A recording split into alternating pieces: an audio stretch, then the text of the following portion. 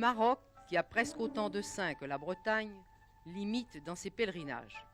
Ici, le pardon est un moussem, et celui de Moulay Idriss est le plus grand. Pèlerinage, vieille coutume, qui plonge ses racines dans la nuit des temps et veut que chaque année y affluent des milliers de pèlerins venant des quatre coins du pays à travers les monts et les plaines.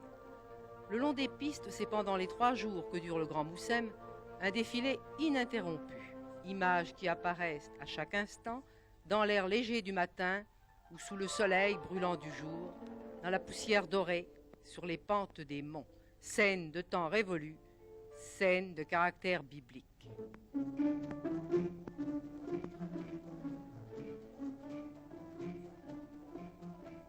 Chefs et leurs smalas, fidèles isolés, tous, dans un même élan de foi, s'en vont accomplir tous les rites qui leur vaudront une indulgence. Qui peut prier à Moulay Idriss, disent les musulmans, est aussi comblé de grâce que s'il avait visité tous les autres sanctuaires du Maroc. Les femmes y viennent pour y demander un enfant, les filles un mari, mais c'est aussi l'occasion de grandes réjouissances, lien subtil du profane et du sacré.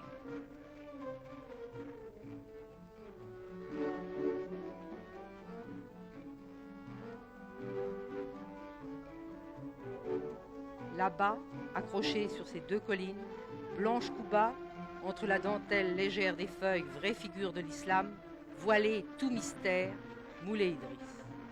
Ce ne fut d'abord qu'un tombeau dans une vallée solitaire de ce paysage de Provence, au pied du mont Zéroul. Des siècles d'adoration en firent le cœur d'une ville sainte. Le village abrite en effet le tombeau d'Idriss Ier, qui était descendant d'Ali, gendre de Mahomet. Il avait fui l'Orient chassé par les persécutions du sanglant calife de Bagdad. Ce fut l'un des hommes qui convertirent le Maroc à l'islam. Aucune procession, aucune prière à l'extérieur de la mosquée. Ni israélites ni chrétiens ne peuvent approcher le lieu saint. À peine toléré pendant le jour, le Roumi doit avoir quitté la petite cité et se trouver hors de ses murailles avant la tombée de la nuit s'il ne veut encourir le plus sévère châtiment.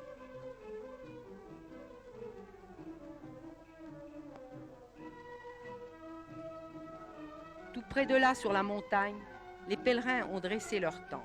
Une ville nouvelle vient de naître, image éphémère d'un culte qui ne périt point.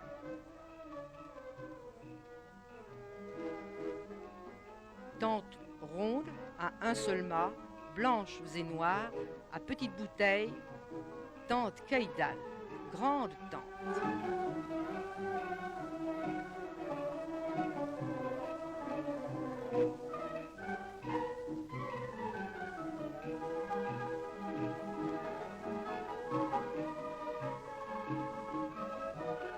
Haute théière d'argent ciselé qui évoque les brûle-parfums des temples de l'Inde. Mouton, offrande d'une tribu à un chef. Tente de grosses toiles blanches ou bariolées, tente pauvre. Et, dès le jour naissant, c'est un film qui se déroule, offert par tout ce monde. La plus matinale occupation, puiser l'eau qui purifie, qui lave les péchés et qui servira à préparer le délicieux thé à la menthe. Il faudra parfois la transporter jusqu'au sommet de la montagne, où les dernières tentes s'inscrivent dans le ciel.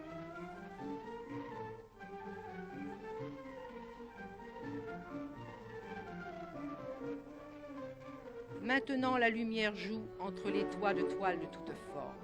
Nomades et sédentaires, gens des plaines et des montagnes, étonnante réunion des races, où la vie se déroule pour chacun conformément à ses coutumes, où se retrouvent les traditions ancestrales de chaque tribu qui vient se retremper dans la même foi, le même culte. Monde en couleur, impénétrable.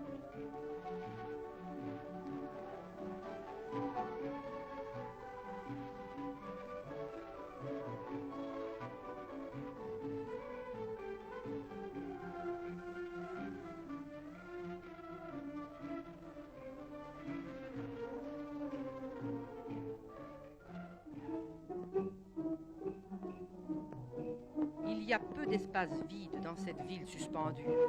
L'unique et étroite ruelle descend comme une coulée de lave le long de la montagne.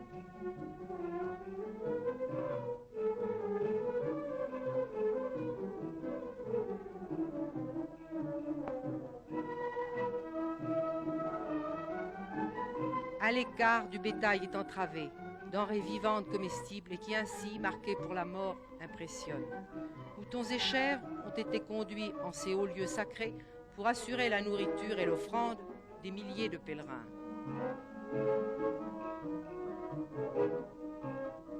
Les bouchers égorgent et dépouillent en plein air. Scènes de souk, scènes de foire, monde cruel, surtout offrande à la divinité que selon l'idée primitive, on apaise par le sang pour attirer la baraka sur les gens et la terre.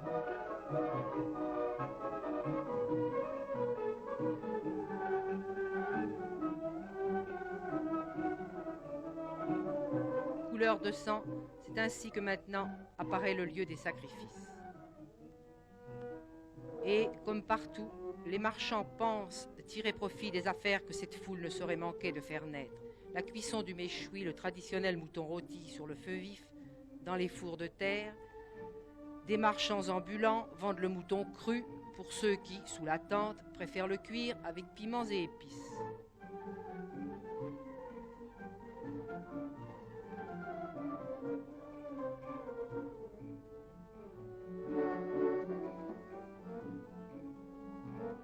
Parfois, un coup de vent rabat la fumée bleue, légère, des brochettes de viande qui grillent sur des braises.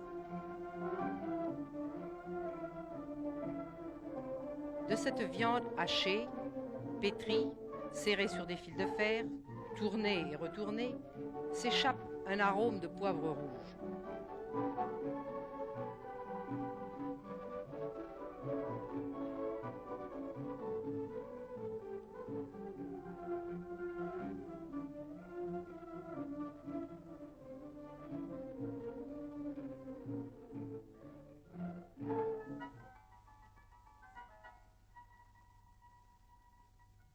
À terre, un énorme tas de grenades tentera le visiteur parce qu'elles se donnent pour presque rien.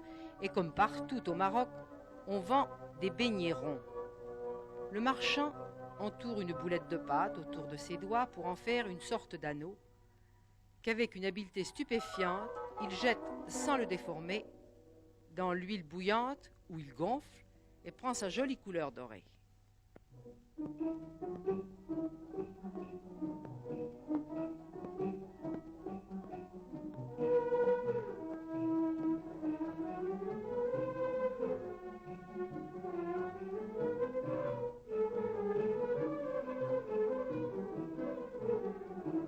Laissant le petit monde des marchands, la vue découvre la montagne où maintenant il ne reste plus le moindre espace vide.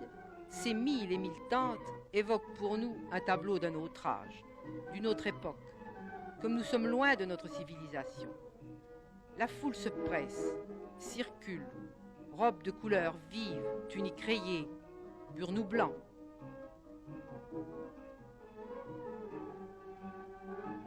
Porteur d'eau, paré des pieds à la tête, avec ses gobelets de cuivre qui s'entrechoquent, sa sonnette qui teinte, son outre de peau de chèvre qu'un robinet dégonfle.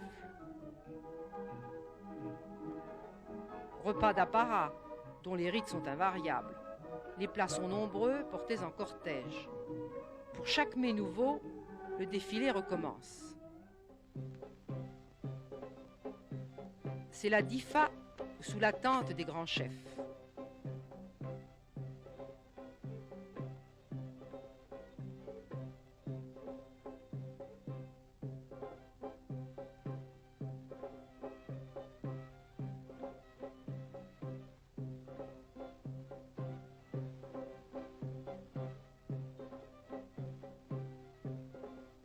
Cavaliers sur leurs chevaux nerveux, harnachés avec apparat de cuir de couleur.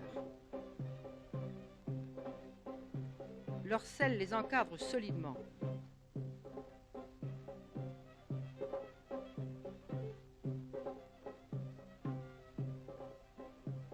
Le mors leur tient lieu de frein. Ils chaussent de larges étriers triangulaires dont les angles leur servent d'éperons. Ils montent avec leurs babouches. Quelques coups de feu retentissent, c'est le signal de la fantasia. La fantasia est un rite militaire. Le Marocain est un guerrier, dit le proverbe arabe. Moulay Idriss, tous les ans, réveille cette âme de guerre.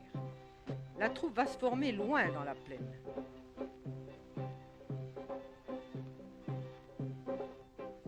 Les cavaliers ont revêtu leurs plus beaux burnous, sacoches en bandoulière, pour les chevaux soie de couleur et broderie d'or. Avec, pour ceux des chefs, pampilles d'or et d'argent.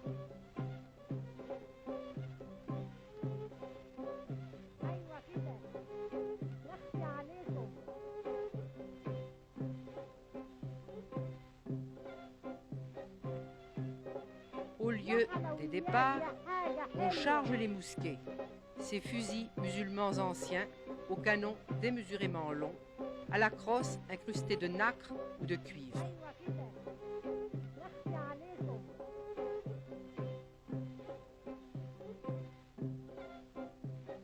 Les groupes se forment, prennent place.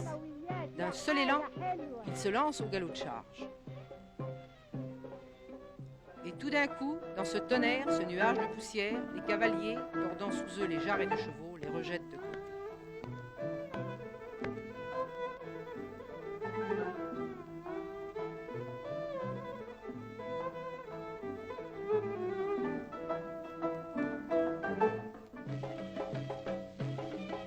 Ils reviennent d'un pas lent, les chevaux écumant encore, les groupes vainqueurs accompagnés de musiciens, joueurs de raïta, de tambour.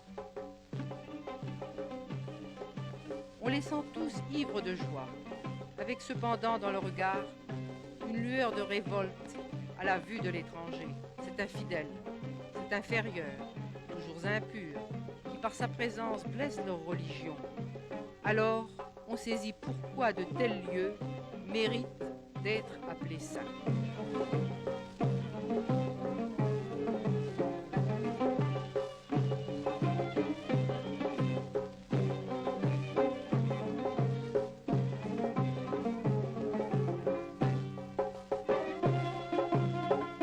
Noblesse de l'Afrique, les chevaux de fantasia en sont l'une de ces merveilles. Quelques broderies d'or, des tissus de couleur, la simplicité devient magnificence. Des rangs serrés, et l'on recommence inlassablement.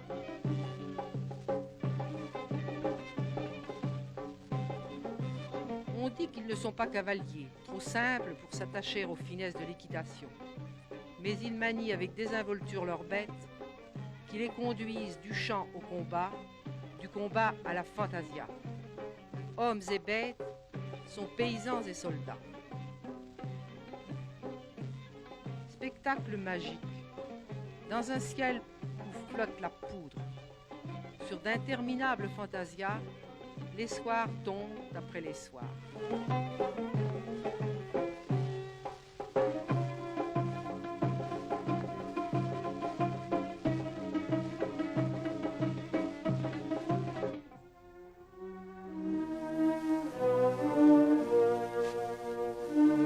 La cité et les bêtes cèdent à l'épuisement d'une longue journée, et la vie s'endort sur la montagne, toute verdure et ombre.